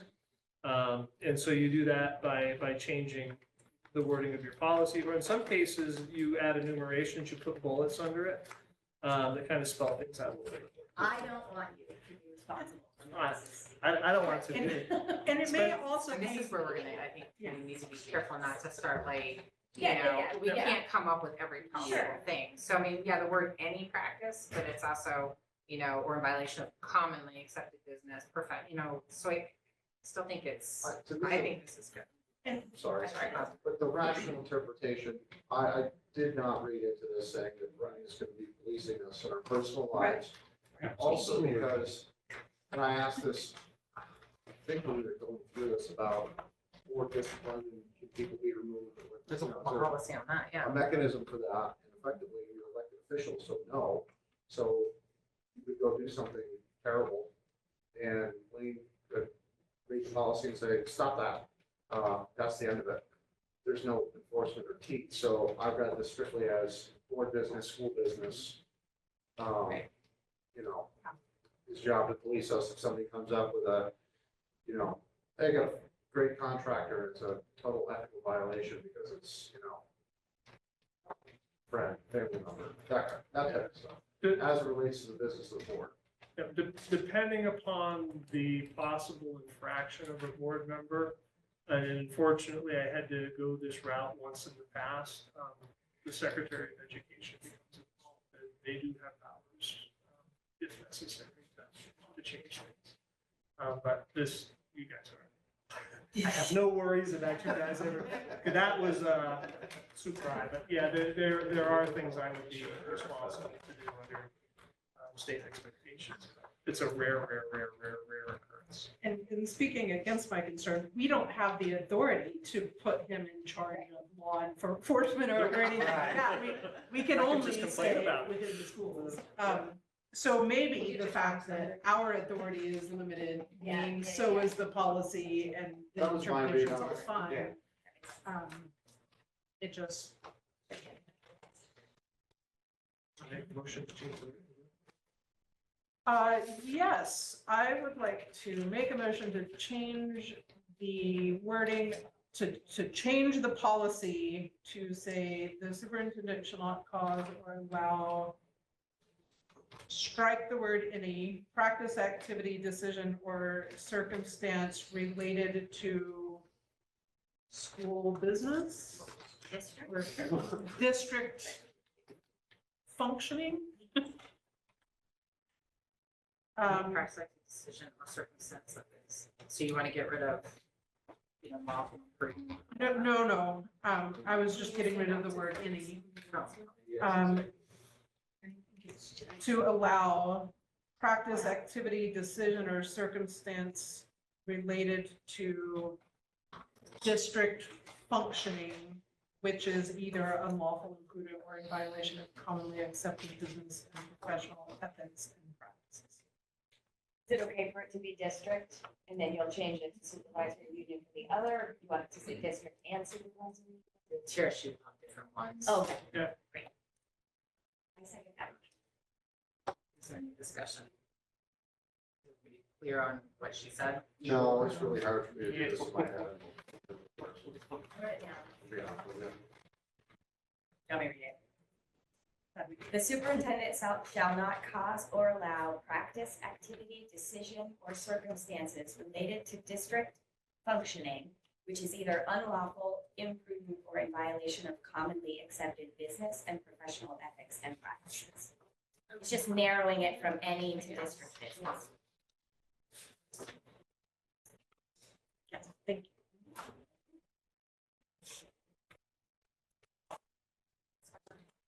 Lane, does that drastically change your interpretation and rationale on this? I think my interpretation kind of, in if I wrote it so that it didn't match was basically what you just said, right? So, You interpreted it as. yeah, but I may not have written it as clearly. board business. Yeah. Yes. No, your No. interpretation does say district. Oh, The superintendent is charged with ensuring the district practices, practices. there we go, yeah. So it's already there. It's there. Yeah, in it's the really just the interpretation. next sentence. The only discussion that I really want to throw out there is that in the education that we've received, Wayne had said not to get stuff on wordsmithing. Right. Don't have to be I think careful. this is a little more than wordsmithing, because the word any is an important word. There's some words that aren't important, but when you're talking about any, that's everything. That's anything, as opposed to specific things. And correct me if I'm wrong, Lane, but you are appreciative of having the clear, Because because this is how you hold me accountable. And so if you're saying I am responsible for watching everything that Lois does, you could literally use that to say, hey, you didn't do it, you're insubordinate. We're I'm also not just disagreeing learning with it, how to I'm do just this. saying. You wouldn't. Yeah. That's the. Okay, is there any more? Yeah. Is there any more discussion about this or the proposed change? All right, so the motion is on the floor. Second. Kate read, okay, so Lisa, Kate, any further discussion? Okay, all in favor of making that change? Opposed? Okay, so that changes the second policy. So now we will have, you'll come back with the change, the second read, and we will vote on the policy at the next meeting. And then, all right, so now we're gonna get into 2.8. I am gonna ask though that at the next meeting, everybody has read this beforehand, okay? This and like, so the second reads and then the first reads for the next two. Okay, this one's kind of long. Do you guys want a few minutes? Yes, sorry. I did.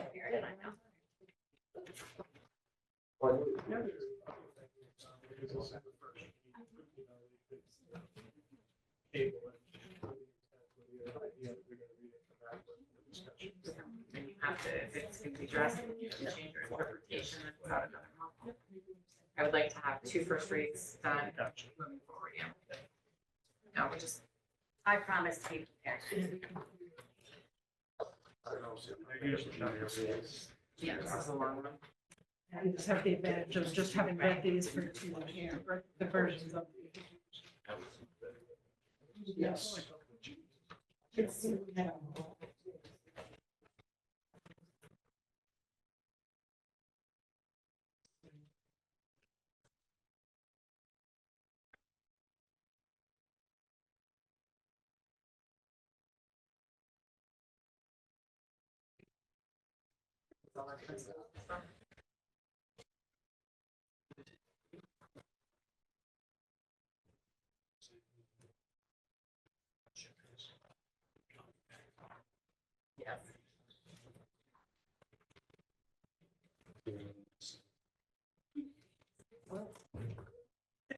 What is the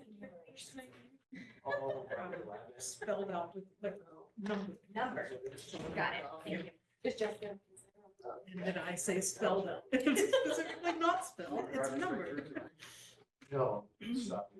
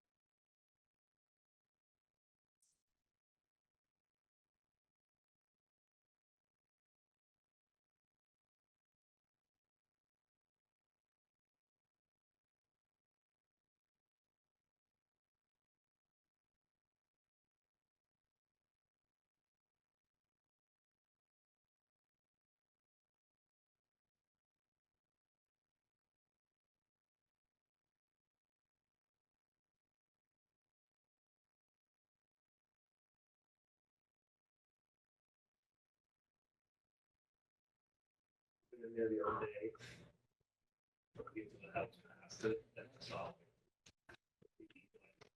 Oh, I wouldn't go here.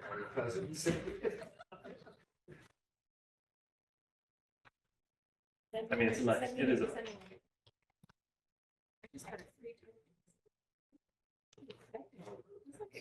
Cancel. Stop? Yep. Okay, I apologize to the okay, all right. Is there discussion? On any of the, there's a lot of provisions and interpretations. Is there any discussion? No? Okay, all right, so we're not asking Lane to change anything. Okay, all right, so that will come back as a second read next month. And then we'll have 2 more first reads of the next 2. I don't have the. In front of me. Let's see which one, but we can send them out. Okay. All right, so if there's nothing else on those. That brings us to our last public comment.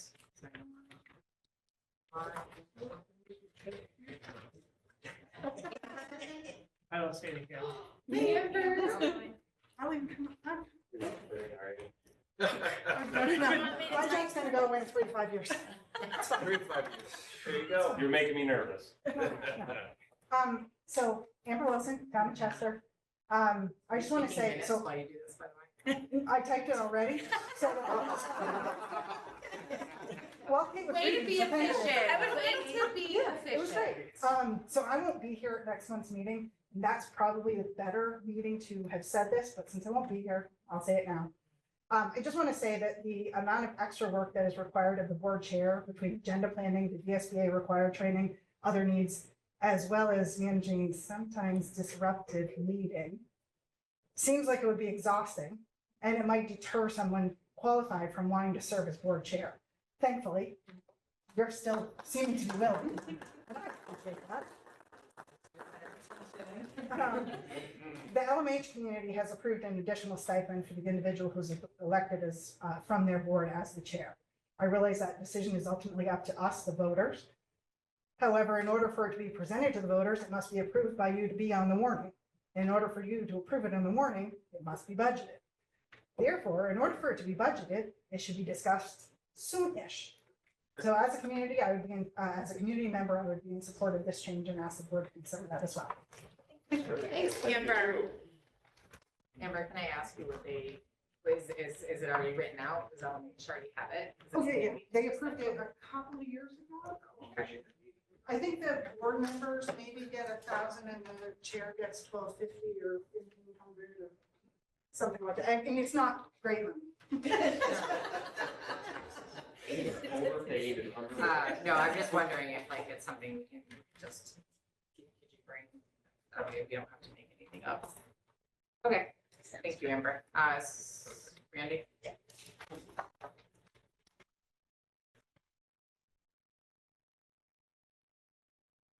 Randy Miles, Justin. Just a quick thing, listening to the meeting and everything you talked about. When it comes time, whenever this is, and whether the state decides to do consolidating, bringing class sizes larger, for us, I think we're in a little bit unique of a good situation. We have a good school that's in really good shape. We have low numbers, so hopefully the state sees this as a good thing to bring more kids in to fill it. So we may not lose all those teachers and create that panic for those teachers to be leaving. There is some sun on the horizon for us with that topic anyways. And that's all I really wanted to say. Thank you. Thanks, Randy. Thank you, Reed. Okay. No more public comment. We'll move into board comment. We add on the agenda next month, discussion on trying to save money such as mowing at the elementary school. Any of those costs that we can look at. I mean, because if the budget or the board goes away, that's the only budget that's gonna get voted on, is what the maintenance costs are. And I know we hired out at the elementary school, but we have a mower here, we have a truck here, and we have a trailer here. And we used to mow over at the softball fields, and we don't have a softball team. So why can't they go down and mow that school? Why can't they go to Cavendish? Save money. Okay, Yes, good, so, Great point. Yes, not at all. unreasonable. all right. Gonna save money for the town. No, I'm just trying to keep this, so that's not a board comment, that's a future meeting agenda item is what you're looking for, so I don't know what, that's not discretionary. So I can handle it. Maybe. I would just say facility maintenance. I'll remember what it is. Okay. Can I add another one? Facility maintenance, okay. Can I just ask real quick, nobody had a board comment, right? Okay, so now we're taking this. Keeping it on track. Yes. So with all I hear from public, trying to get the word out, we don't have like a Green Mountain District Facebook page or social media page. We do, nobody's using it, so we gotta get the word out. In fact, we have Maybe one. we should put all our meetings posted on it. Are you talking about a board Facebook page or? The school, the whole school district. Yeah, but it's not out there. You can't make people go like it. Well, one of the things that might help, because we did change it a little bit, the location to be able to shut off some of the comments and things like that, because you usually have to have full on or full off. Is if we could all work together to get the word out, to get people to actually share our Facebook. Yes. The comments are what people go for. So when you turn off the comments, people don't want to go there anymore because it's not fun. But nobody goes to Okemo Valley TV to look at our meetings. We have to push people to do it. Yeah. And if it was on Facebook and you had it on Facebook, if people followed it, it'd be there. And then the second part of that is you don't have to pay for two local records. Paper, whatever you want to call it. You get rid of the social media one and keep your paper. So that's We still save under money. spending, that's another, so like, do you just want to label it as Right. in budgetary discussion? Yeah. I think it's a good one. Budgetary, okay. All right, so budgetary discussion under the future meetings and agenda. Is there anything else anyone wants on? Well, no, this is the next thing. This would be during the executive session. Okay, so if there's nothing else, yep, then we'll move into the executive session. I move that the board find premature public knowledge regarding negotiations with the Teachers Association would place the board at a substantial disadvantage as public discussion could compromise negotiation strategy. There's actually step. Yep, this is the first part of saying that having this discussion publicly would be a problem for negotiations. So this is made a motion.